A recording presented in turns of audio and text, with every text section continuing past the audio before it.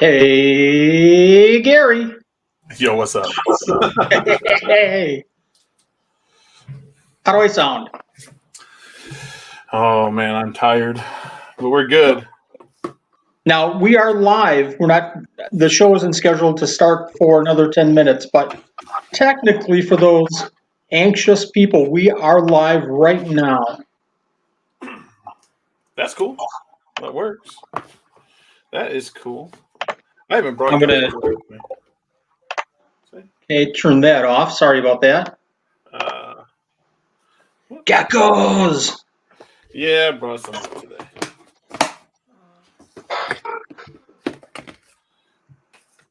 This is a pretty cool gecko.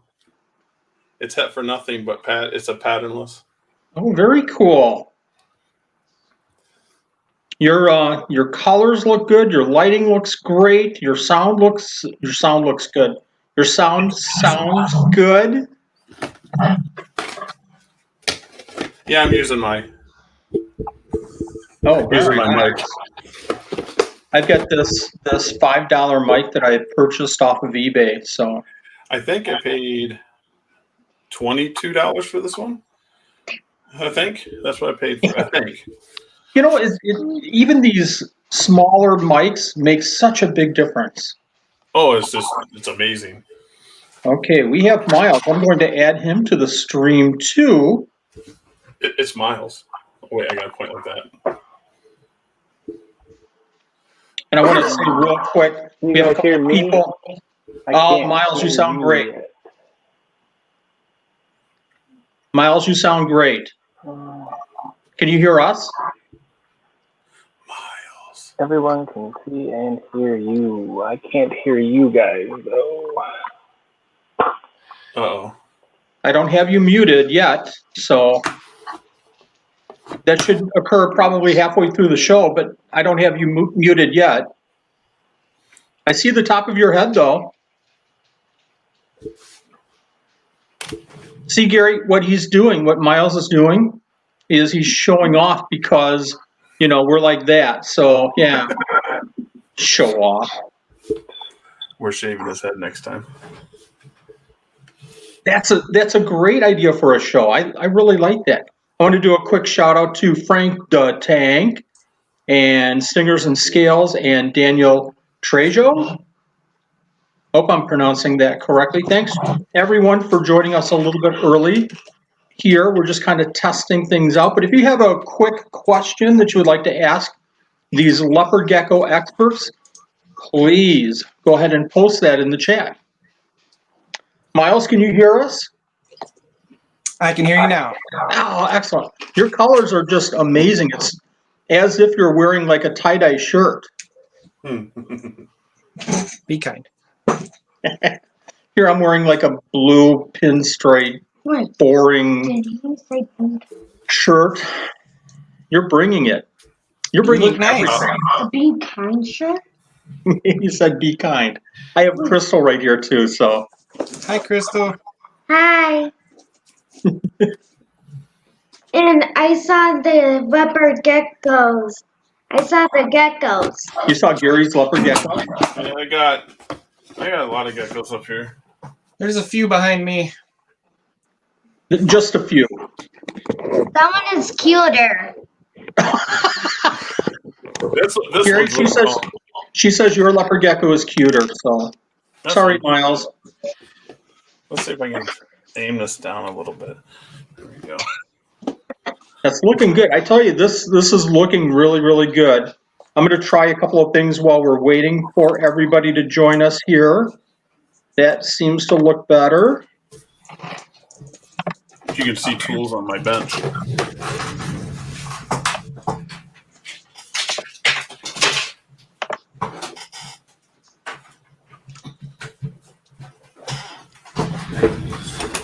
In camera gear. I don't know what's in this box. Oh, look, it's a GoPro. I need to get one of those. This is a Hero 4. I haven't used it in... I don't remember the last time I used it. What's that, the GoPro? Yeah. I even have a mic for it and everything. How is the video quality? This one's decent. It's 1080. But if you try to splice it into your video from like the M50 or something like that, you can tell the difference because it's more of a wide angle. Okay. So, but this one here's got up to 120 frames per second, so it's got pretty decent slow motion. Nice. It sounds like something that you could use in conjunction with another camera. Yeah, why I bought it is I was gonna put it in gecko cages and until watch them lay or watch them hatch, but the batteries only last like 2 hours. So I was like, oh, that's not gonna work. By that time, they're just coming out of their hides and looking around, and then we have HC Aqua, and they say the only geckos I have is a gold dust, and I tell you, that's one of my favorite geckos, so thanks for joining us, HC Aqua. Samuel Bothelier, I am just butchering that name, I'm sure. Miles, what else can we expect to see from you? Albie Snow Project in the future. We're not quite ready for those questions just yet. Let us get everybody in the room, but let's keep that in the background and bring that up in just a minute so everybody can hear that answer. I'm kind of expecting some good information on that as well. Sounds like a plan. I'd be happy to answer when we get there. This is kind of a little bit off tangent, but Dylan Stagg, I hate saying names because I'm always wrong, but what's the best camera to take pictures of geckos? What is that, Gary? The M50. M50. And this is the Nifty 50 lens on it. So this is a 50 millimeter lens, but on the M50, it's going to be equivalent of like an 80 mil because of the crop sensor on. This is a crop sensor. So you'll have the viewpoint of an 80 mil, which works really good for geckos because you can get that up close and personal, and you're 2 feet away. Perfect. DSLRs work too. I just bought this for wildlife because it's silent. Because it's what? Silent? It's silent. It don't have a mirror in it. Gotcha. So I can make this like total when I take pictures. It won't make a noise. Hey, Wally. Yeah. And Nanette, happy anniversary. Thank you. Thank you very much. Happy anniversary. Absolutely. Thank Yeah. you. I think for our anniversary, we're going to do, I don't know, maybe a live stream talking about geckos. So happy anniversary, sweetheart. Yeah. I hope you enjoy your present. And go Browns. Go Browns. They won this last week, didn't they? Yes, they did. Bears won too, so I'm real proud of them and their 4-0 record. Oh. Yeah. Am I wrong? Ooh.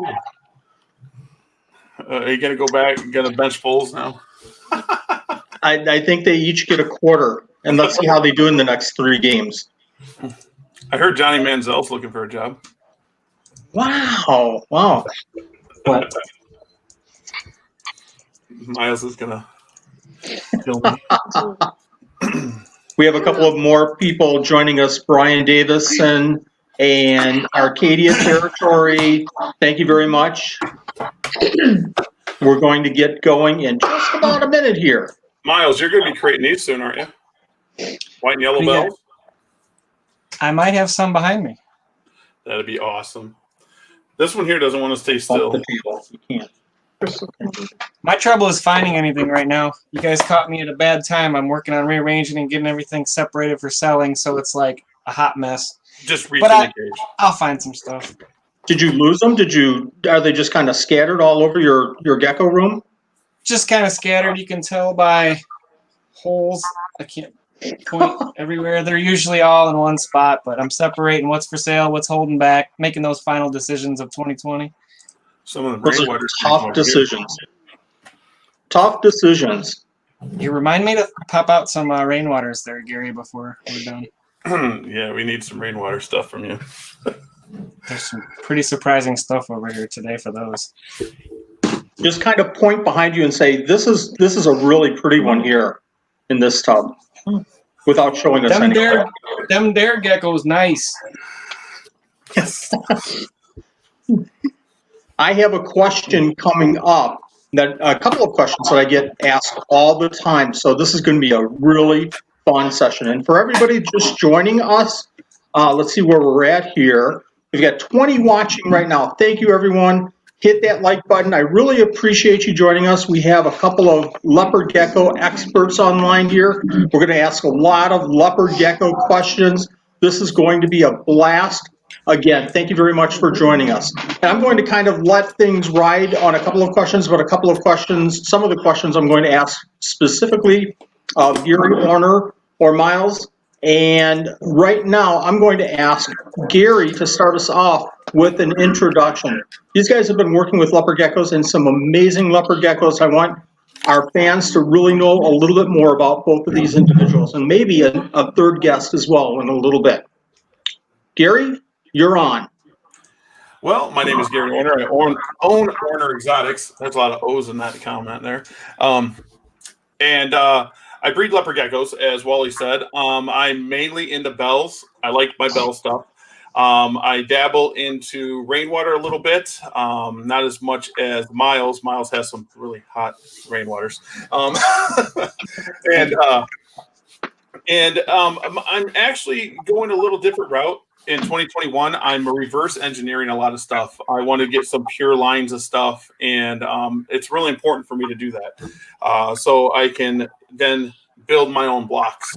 But I also dabbled in venomous, so there's venomous stuff. If someone comes in here that knows my venomous world, so that might come in. But leopard gecko is what I do now. So, and when you say venomous, you mean venomous leopard geckos? Yes, I breed cobras to leopard geckos. No, I'm actually working on right now to get a facility so I can actually build an educational facility and show venomous and show other animals. Unlike other, I don't want to be mean, but other YouTube channels, I don't want the shock and awe and show the animals in bad light. I want to show what they are. Yeah. So that's my goal. Yes.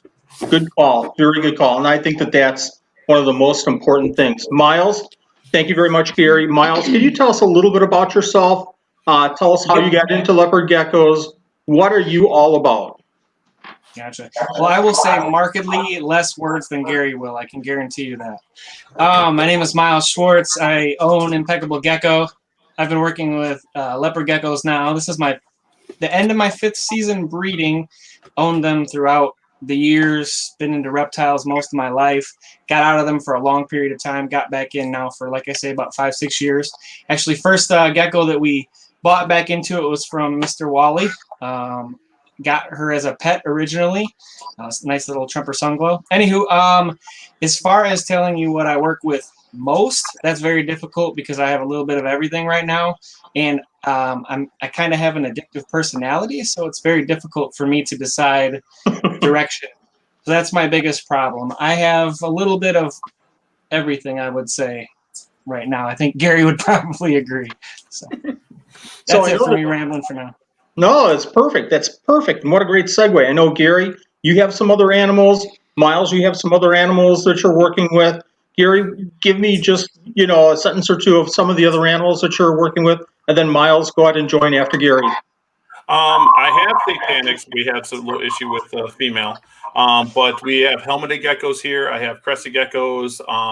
I just started getting in gargoyles. And I got gold dust geckos. So that came up earlier.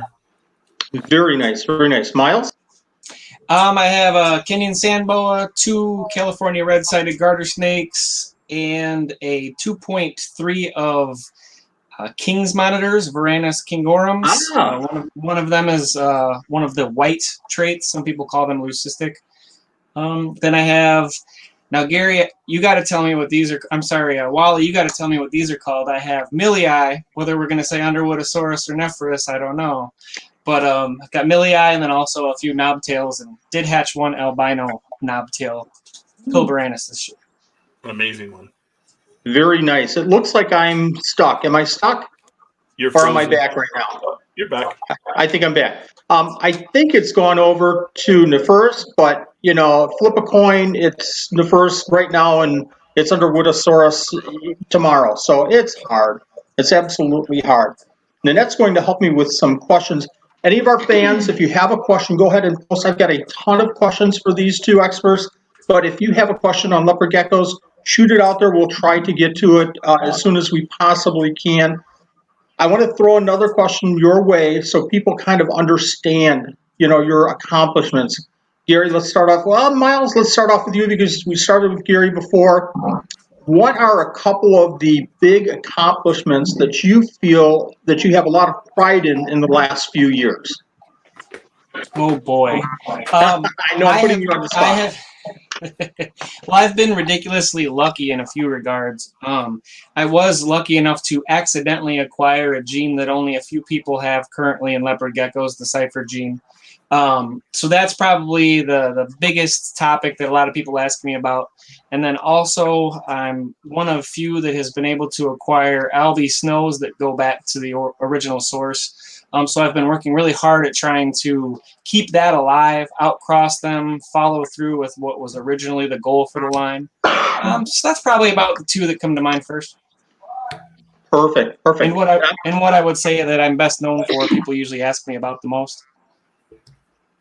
We're going to jump back to that point in just a minute about kind of going back to the roots of these leopard geckos. But Gary, what can you come up with as far as your accomplishments? I know you've got hundreds of accomplishments, but what are the two that you're most proud of? My biggest one this past year was to prove out I have a pure patty line. It's het for nothing else. That I'm proudest of. Most people wouldn't think nothing of it. It's a patternless, but it has no hets. This male will start producing animals that are just het for patty and will continue on. And of course, my bell white and yellows. My bell white and yellows is something that's huge, and people think they're snow and they're not. When you say patty, tell us a little bit more about the patty. The Murphy patternless was one of the first morphs that leopard geckos had. Some people caught they're to the Las Vegas or the rainwater. That was the big thing. And when they're hatched, people don't understand. When they're hatched, they have tons of pattern. They're actually really cool when they're babies, and then they hatch out and they lose that pattern. Who drove me to breed for this was Marcia of Golden Gate Geckos. And she had her own line, and I couldn't find any pure patty line. And I want to take it in the bell. And if anyone knows the bell patty, they don't mix well, but they have been made. But I want to have a pure line I could take in the bell, and I'm going to take it just to bell. I have pure bell line. So I'm going to try to make the bell patternless, which is rare gecko. Perfect answer. Marcia will call it classic lines of leopard geckos instead of old lines of leopard geckos. I did a video a few weeks ago about some of my concerns with the leopard gecko hobby a few years ago. And also in there, I mentioned a couple of breeders that are doing it the right way, going all the way back, establishing the hets of these leopard geckos that they're working on, making sure that they're exactly what they're said to be as far as hets, and then bringing it forward. And Gary, you mentioned that a little bit earlier in re-engineering. Both of you, and I think Miles is grabbing a leopard gecko here to show off, and both of you, I'd like to kind of hear some of the work that both of you have done with re-engineering, because this is so important in leopard gecko breeding. You go, Miles. Go ahead, All right, Miles. sorry. I was pulling out a nice Murphy's patternless while you were talking, Gary, to kind of show that while you were talking. Yeah. And I made a big mess. I dropped a tub, so I was trying to clean that up without you seeing or hearing. The re-engineering process is fun. I'm also chasing that bell patty that Gary's talking about. First season into it, produced the double hets. Second season into it, produced some visual Murphy patternless, visual bells. Next season at it, produced all normals. So still playing with it. I've got some fun triple hets. I got Eclipse in the mix now on purpose to try to continue playing with it. So re-engineering is fun. To me, it adds to the excitement of continually having something you're working towards that you're not going to have tomorrow or the next season. It's 2 and 3 and 4 seasons out sometimes before you'll reap the benefits. I think that's hard for some people to understand, especially those just getting into leopard geckos, and they want to take this animal, and next year I want to make the best out there. And sometimes it doesn't work that way. Sometimes you have to go way back, go like you were saying, Miles, 3 years to get to where you want to be. I know another big name breeder was working on a project for 7 years. 7 years devoted, hundreds and hundreds of these geckos to finally establish the color that and the morph that he was looking for. It's crazy. And Gary, I know you've been doing, of anybody, I know that you've been doing a lot of work both this year and in years past on re-engineering and coming up with pure morphs, pure hats, so that we all know, or so at least you know, what these are, so you can move forward with those lines. You want to tell us a little bit about that? Yeah, I haven't released. Is my mic too loud? No, you're fine. Oh, okay. I haven't released them, but I have pure Eclipse here. I proved them out last year, and I proved them out the year before. But as Miles will say, and yourself, sometimes you got to breed them a few years. So I have pure Eclipse and pure patternless. I have pure Bell.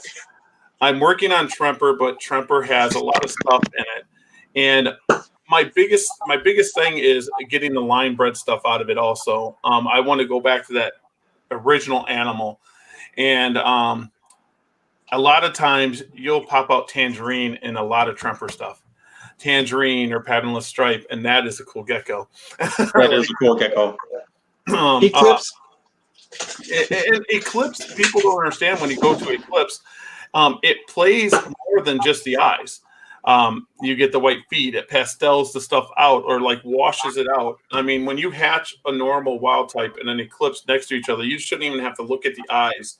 You should just be able to say, yep, that's an Eclipse. And it gets at that hypo look, should I say, when it's hatched out. So it's just important to be able to reverse engineer stuff and have single gene animals for the future of the hobby. I know there's some people that like mixing, the albinos and stuff. I can't do that. That's a no-no. Yeah, I can't do it. I can't even mix the eye traits. I can't do it. We've got a lot of people joining us right now. Thank you, everybody. Hit that like button. Nanette, you were watching some questions here, and I'd like to jump over to our viewers and see if we have a question for Gary and Miles. Blake wants to know if it is ever a good idea to mix the traits like a tangerine and a red stripe. He's trying to make that stripe deeper, and he wants to know, will that work or will it wash out the stripe? Tangerine's tied to hypo a lot. So you're going to have to find yourself a tangerine that's not hypoed out. If you have a tangerine that's hypoed out, that hypo will take over almost anything. It just hypo dominates. It's a poly trait, but it's bred into everything in it. Just like it took years to breed hypo out of white and yellow. Years. So that's my opinion. If you're going to do it, it's going to be a project. It'll look amazing once you get it.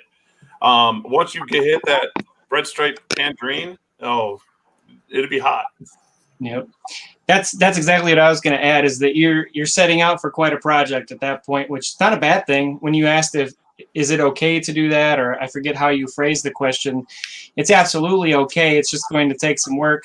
If you've ever seen John Scarborough at Gecko Boa's Fire Bolds, they are a mix of tangerine and bold geckos, and it took him years to get to where they're at now, to where they're displaying bold and tangerine. So it's two polygenic traits, so you basically start kind of from scratch the first season. I would agree with that. So I'd ask both of you, for Blake, what should Blake start with to mix with a red stripe? To get a darker stripe. To get a darker, more bold, more established stripe. Any thoughts? Red stripe to red stripe. There you More go. red stripe to red stripe. Find the best that you can find. Yeah, that's how I'm getting my red stripes that I'm producing. Is red stripe to red stripe. This is going to be my first year, 2021, actually taking red stripe and not breeding it to red stripe. I'm going to take it out of and I'm going to take it to radar. Miles has one of my red stripes, and I'm sorry that it's ovulating.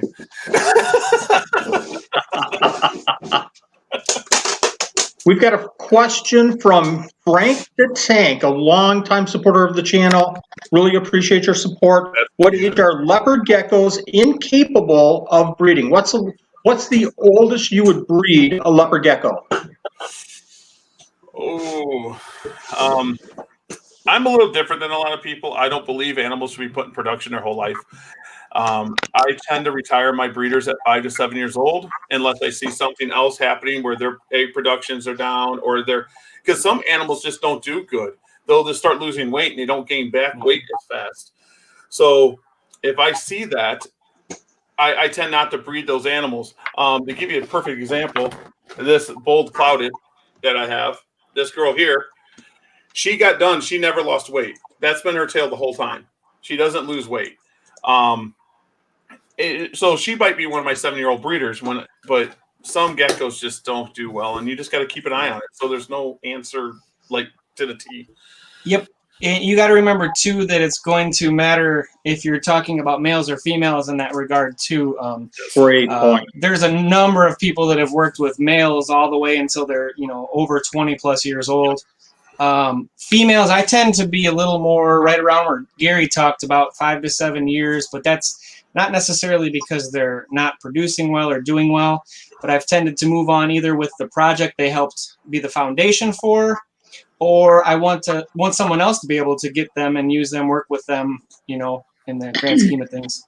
So I'd say about 5 to 7 years. I know most people are probably saying we've only bred 5 years, but a lot of my females, I know their ages. I try to keep track of all that from the original breeders.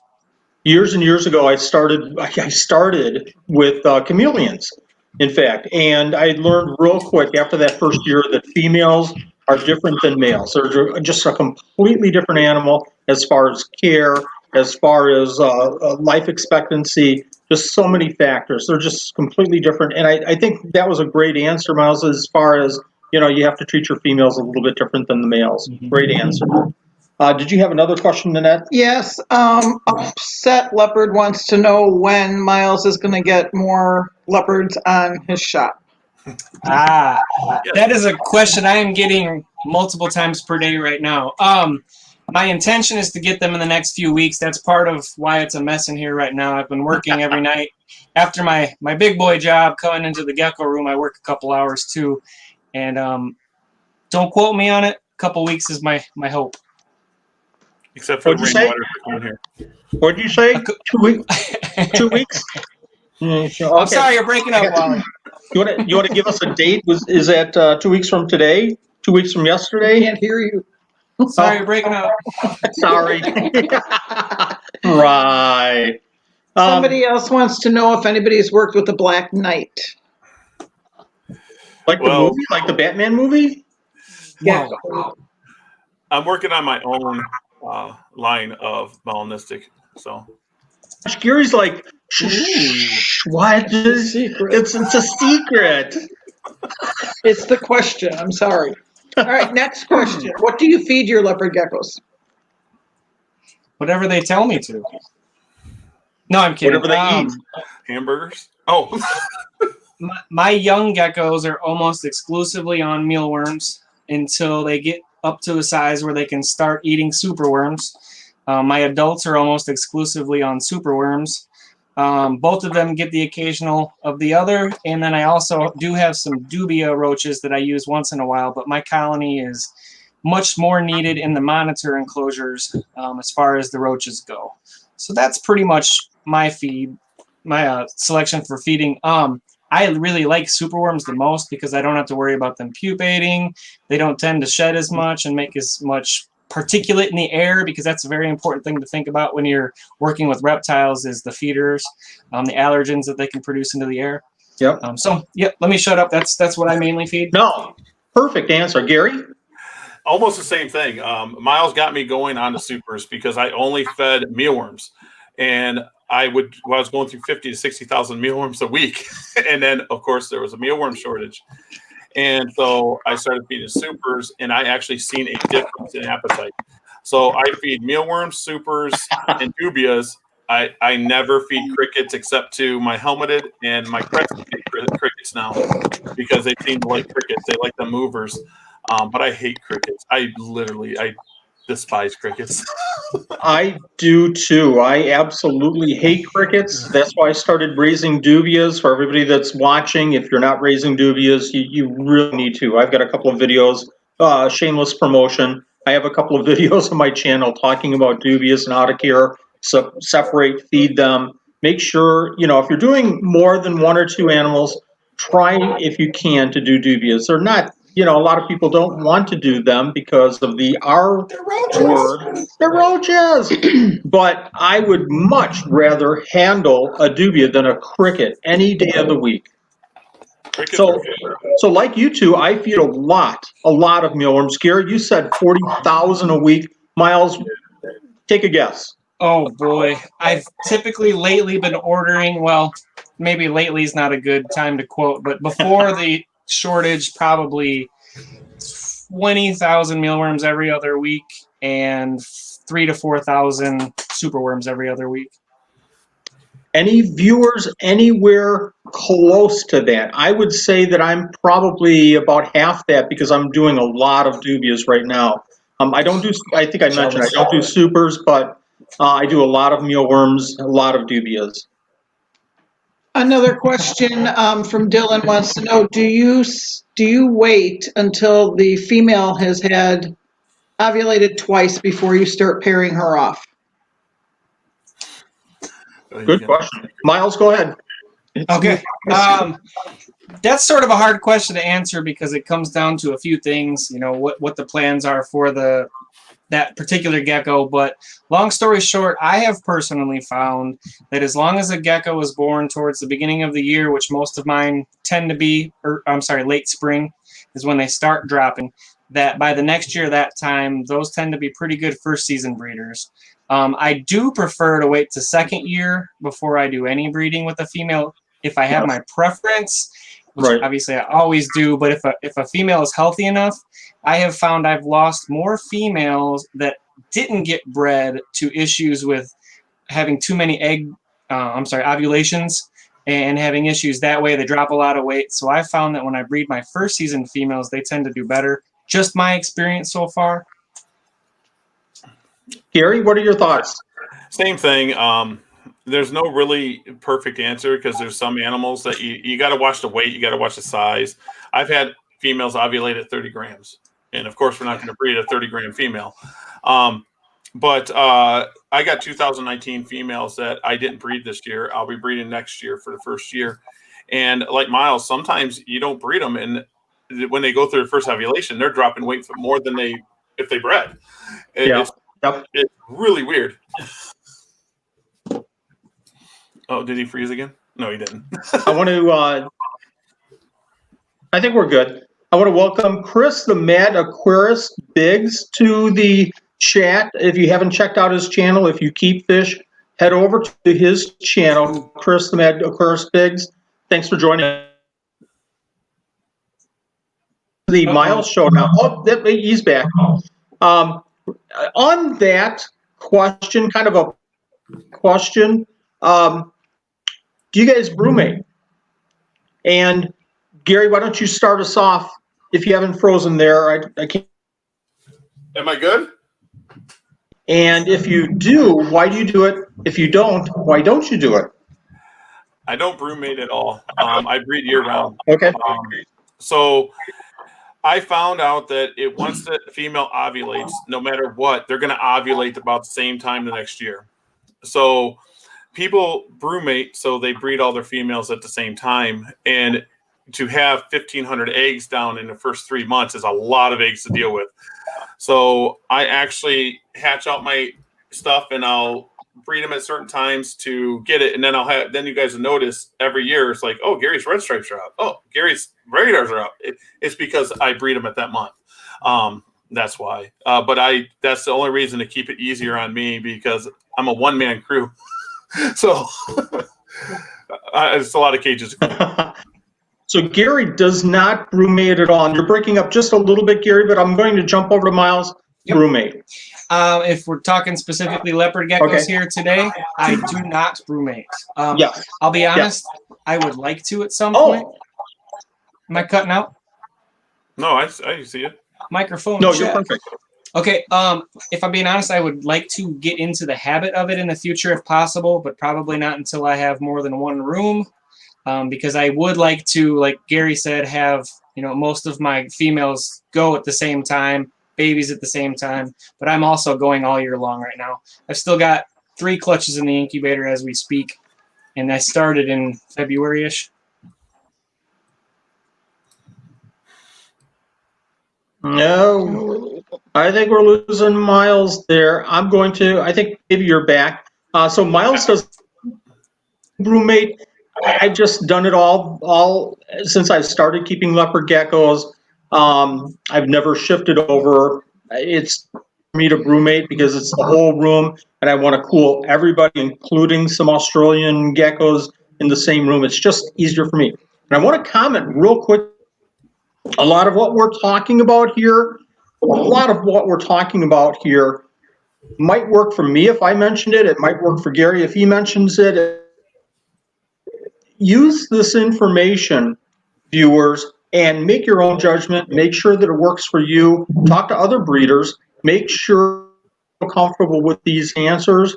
And, if you want to follow up with one of us, find us on Facebook and ask for more detail, because everybody's situation is different. Everybody's situation is different. I can't say that anymore because it's so important. Year 20, very strange year for all of us. Very difficult year for many of us. It's changed a lot of people's lifestyles for this year, maybe going forward forever. How has 2020 affected you, and how have you coped with this situation? What mostly impacted you for 2020? How did you handle it? How did you adjust what you're doing with your leopard gecko breeding? Miles, go ahead and start us off if you don't mind.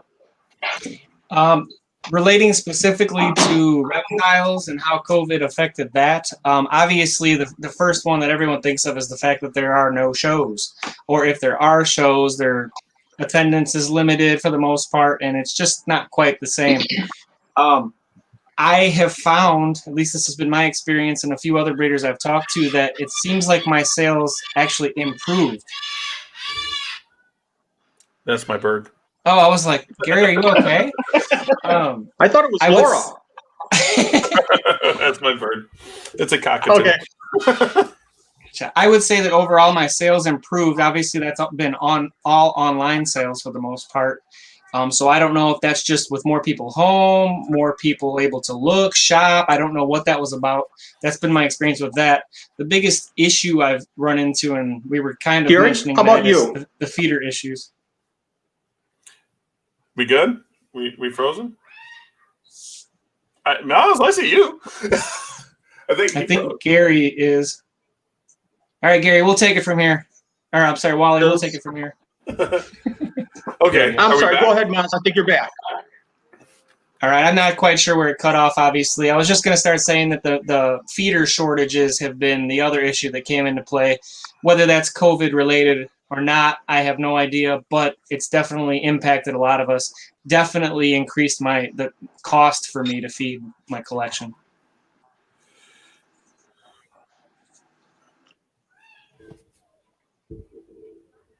We frozen again? Hello? Uh-oh. We lost my... Hey! All right. What do you want to do? What do you want to do? Hello, everybody. Welcome to the Miles and Gary Show. Look, can we arm wrestle through this? Wait.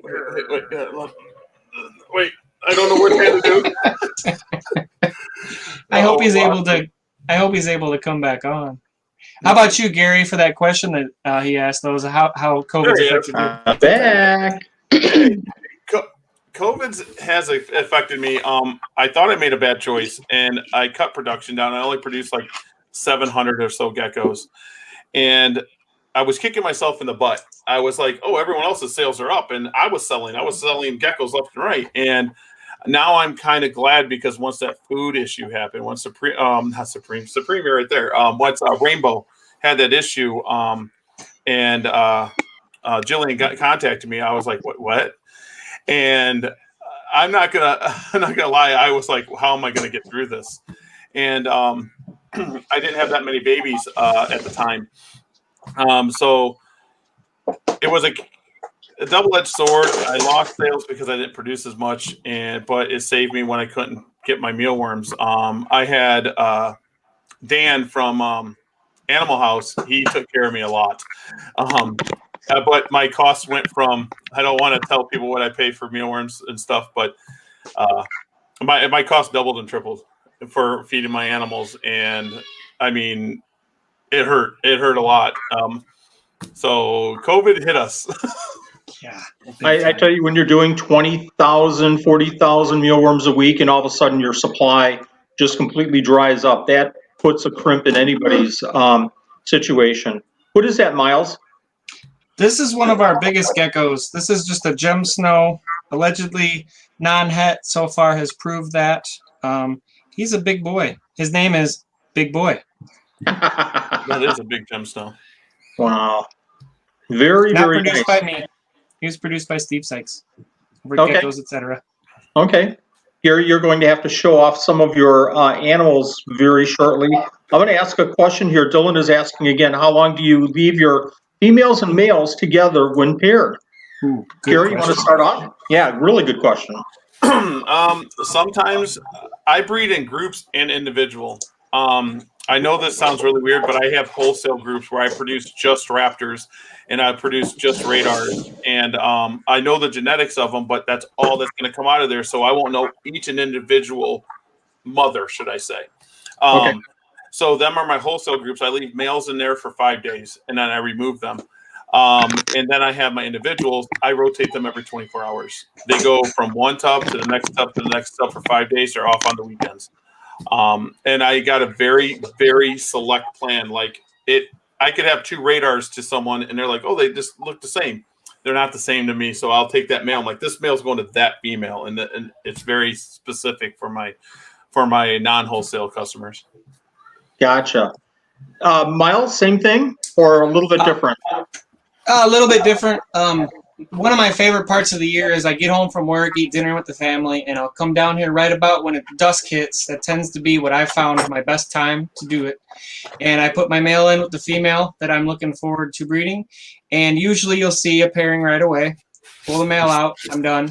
If I don't see a pairing right away and the female's receptive, I'll leave him overnight until the next night. Same time, same bat channel, I'll pull him out at that point. And that's typically how I go with it. If I see any aggression at all from the female, I'll separate them and I'll try again the following week. Yeah, females are aggressive, not males. I got one here that I would make a difference. Careful. Female. I've I seen hope female all the viewers. My wife's Go in the ahead. chat. I got to watch it. Uh-oh. I'm telling you guys, I've seen I think female. mine's around somewhere too. Let's see if I can make this happen. Yeah, please. Let's see. There's a gecko. Here's a little one. This here is just a white and yellow radar. It has bold in it too. Nice. I wanted to bring up the one that Miles likes with the striping in the head, but she's ovulating. Very cool. Thanks, Gary. Figures. And that's why people think these are snow because they're white, and I just breed for it. There's no snow in it. If I bred this to a non-bell, it would produce normal stuff. Oh, white and yellow too. So we have 2020 almost behind us, especially for leopard gecko breeders. You know, you've gone through the season, you've produced probably for the most part all the leopard geckos you're going to produce. Maybe some stragglers in there.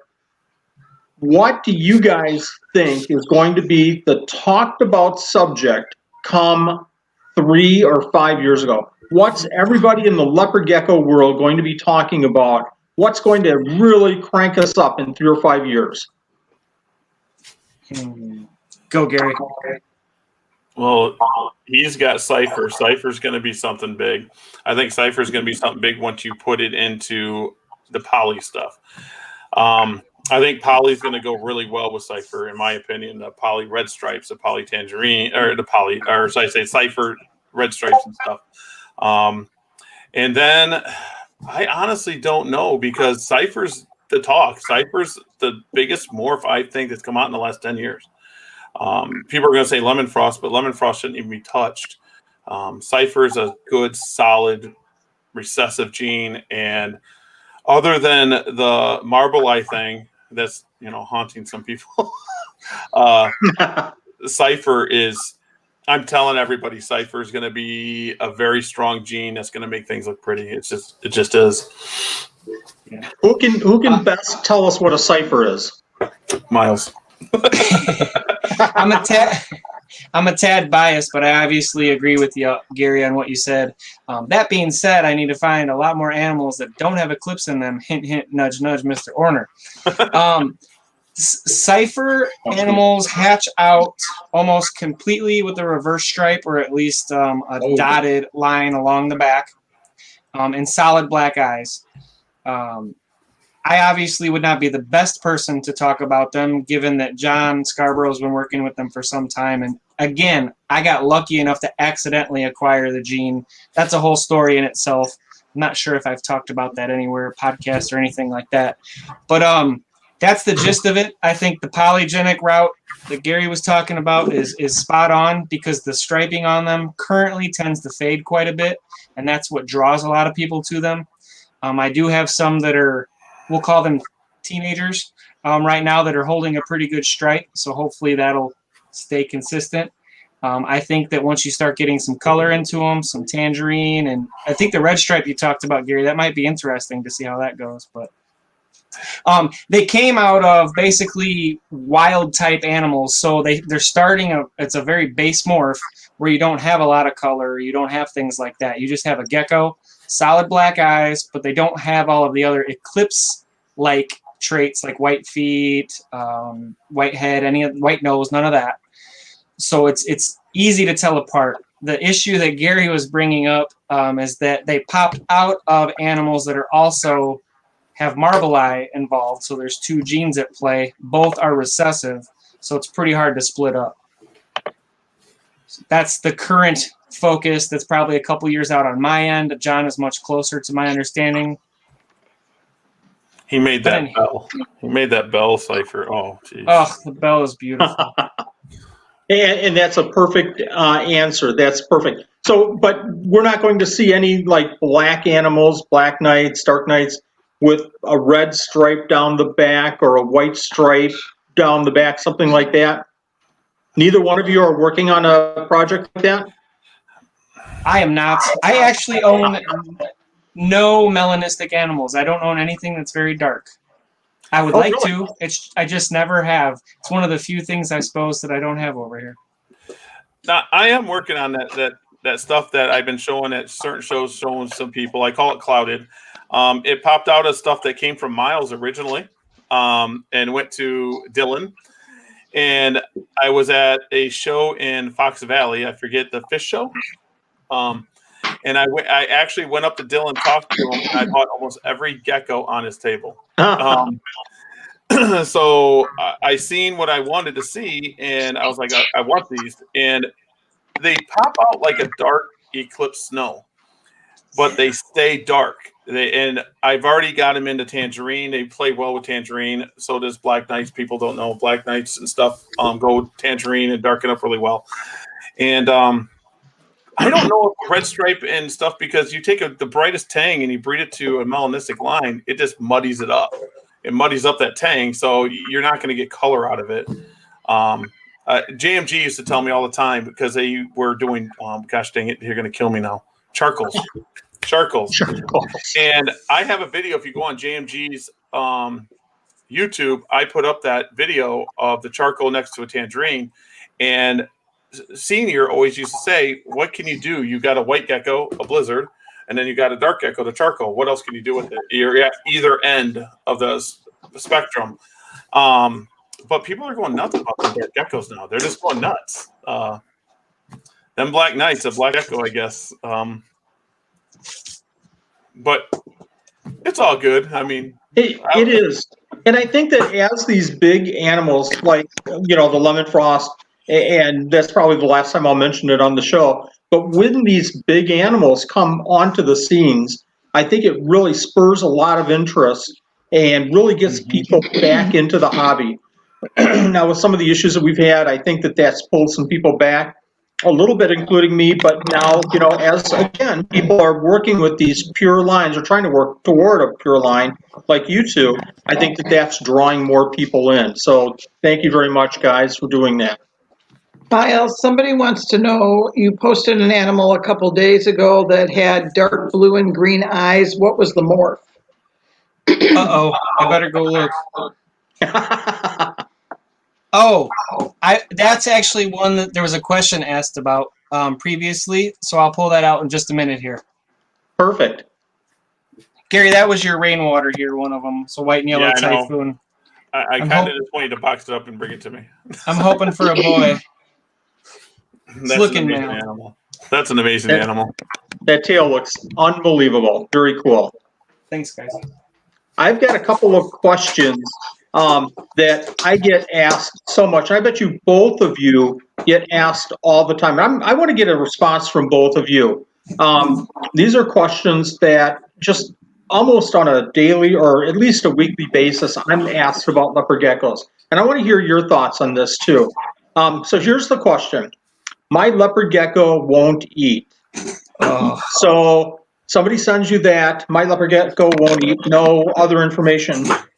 Gary Miles, this is going to be a press the buzzer, fastest one to buzz in. What's your first question? I think we both probably don't want to answer. Only because it's a question. That's probably the most asked question. Sure. Would you agree, Gary? One of the most asked questions. Yes, it's like I think I get it more than. Oh, geez, I get it at shows. If I'm at an expo, they come up. My gecko's not eating. I think the easiest and the best answer tends to often be temperature. If your gecko is not at a proper temperature, they're not going to eat. Their metabolism isn't going to work correctly, and they're not going to want to eat. First and foremost, when I sell a gecko, that's usually the question I'll get a week or two later. I've gotten to the point where I just tell people, hey, new gecko, don't freak out. They're not like dogs or cats. They're going to be okay as long as they have proper temps, proper husbandry. Leave them be. That's key. Let your gecko settle in. Once your gecko's settled in and starts exploring on its own a little bit, you're going to see eating happen very soon after. And they're not going to tongue feed. They're not going to tongue feed right away. No, if ever. I mean, I've got geckos that won't even consider it. But then should I hand feed it? Should I put the mealworm right by its mouth and hand feed it because it's not eating? Take it out of its enclosure and hold it? And does that help? You just named two things that are going to stress a gecko out. Handling and something prodding its face. I think people take human emotion and put it into an animal too much.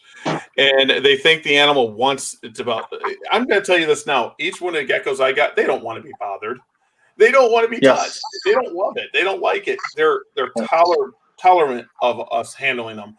And I'm going to tell you this now. Temperatures. I get people like, oh, the room temperature, and a gecko can go 6 months to 8 months without eating, and it just keep going. Yes, absolutely. It was. It was the first year that I worked with leopard geckos, and a name, maybe you guys remember, Jeremy Leckie, helped me with my animals.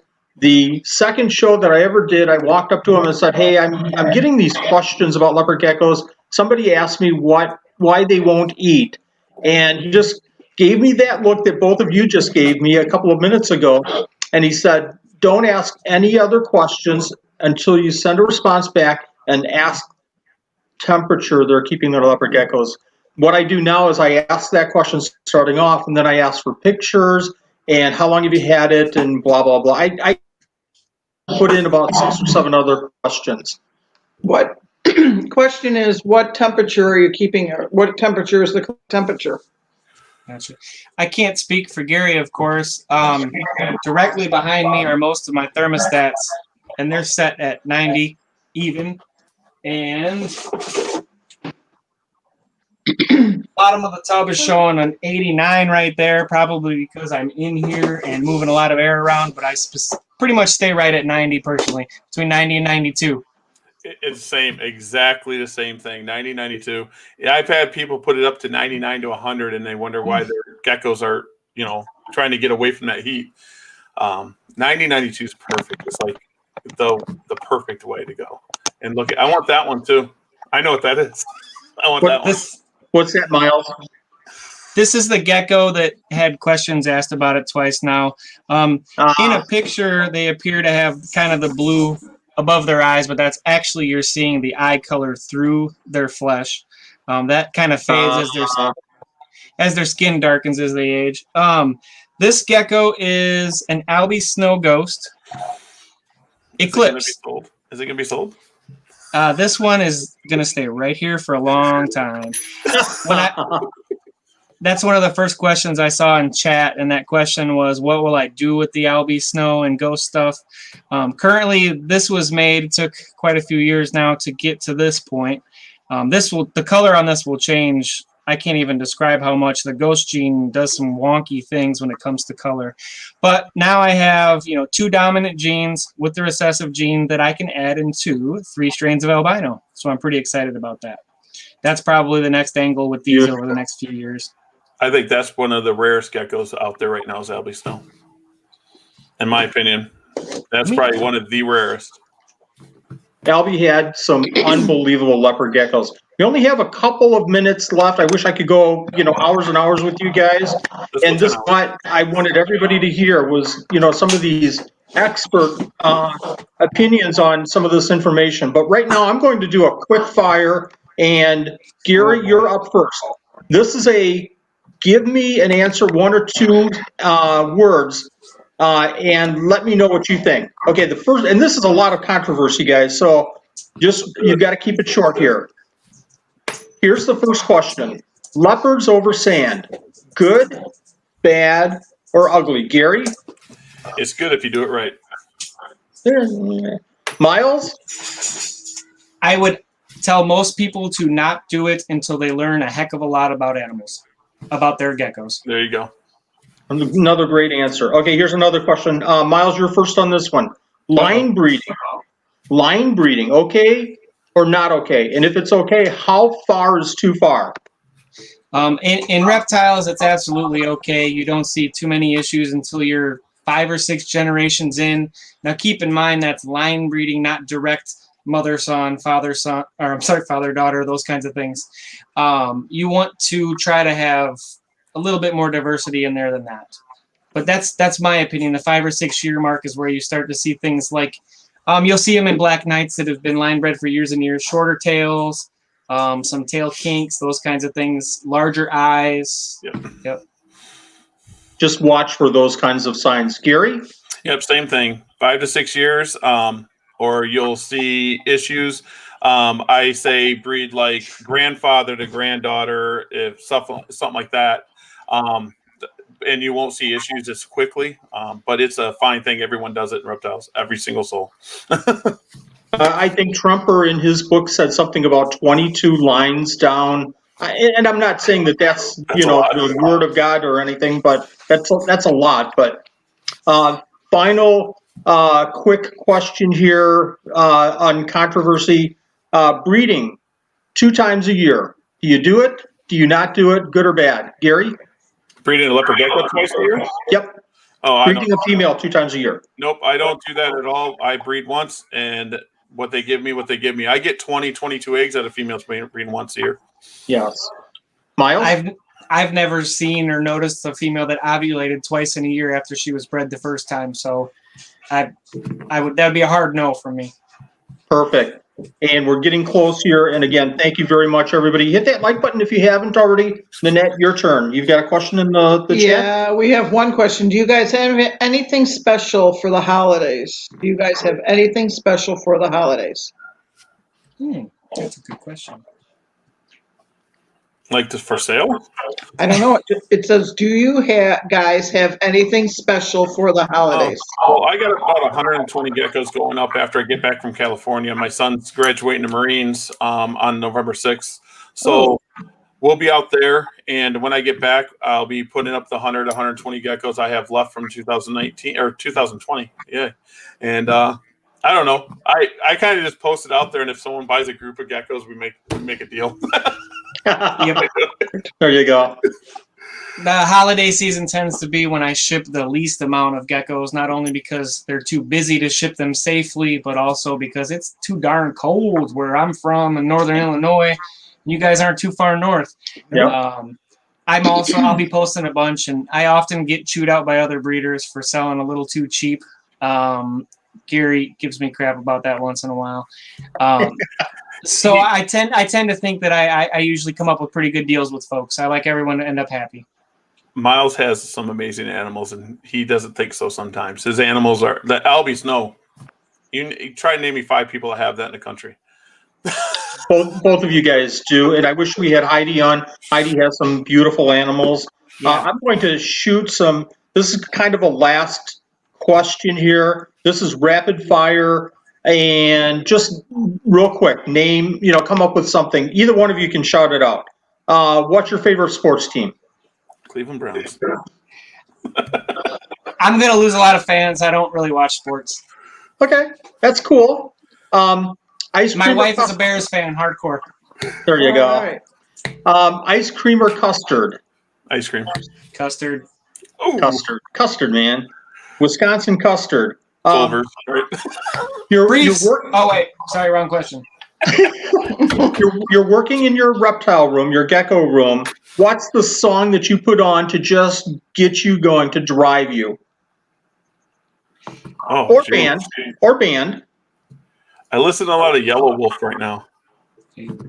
Mine's Wow. more genre. I listen to a lot of reggae music when I'm in here. It keeps me kind of in good, positive mood and be bopping around. And a lot of podcasts. Yeah.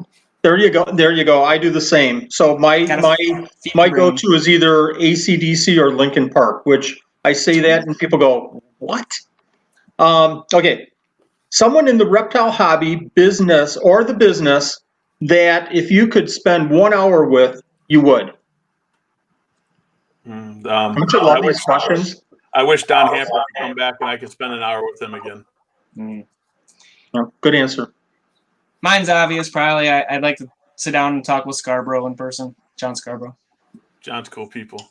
He's I'd good love people. to sit down with Albie and just bend his ear for an hour, That'd be unbelievable. If or when you're moving away from reptiles, not that that's going to happen, but what do you want everybody in the hobby to remember you by as far as your work in the hobby? Clean genetics. Easy answer. Integrity. There you go. I think you guys are right on track with that, at least in my humble opinion. You guys are right on. I think we're pretty good with the questions from the chat. Guys, I greatly appreciate this time. This is a lot of time out of your lives, and thank your families for letting us share with your experiences. I really appreciate that. Thank you, everyone that's joined us tonight. I had a great time. I hope you guys did too. Any last words, Gary, Miles? Thank you guys. Thank that This was wife a of yours blast. for giving us some time tonight during that anniversary. Yeah. That's okay. Thank you, sweetheart. I always love seeing you in there. My wife is a big part of the work that happens in the gecko room here too. So it's much.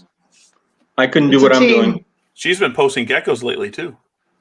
Well, thanks for the invite, Wally. Thank you, guys. Take care. Thank you. Good night. Good night.